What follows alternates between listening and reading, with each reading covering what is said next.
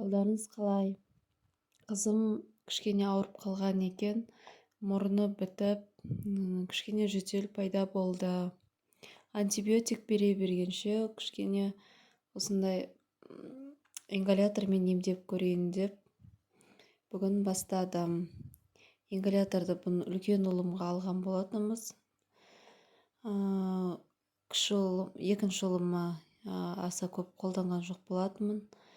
Қызыма енді бірінші рет қолданып жатырмыз. Не зат екенін түсінбей қарап отыр. Бір-екі рет өзіме көрсеттім.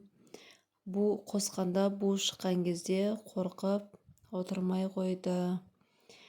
Біраз алысқаннан кейін екі қолын буып, осылай алдап, ойнатып, жасап алдым. Бүгін бірінші күн, тағы да 3-4 күн жасайтын боламын. Ауырмаңыздар, сау болыңыздар.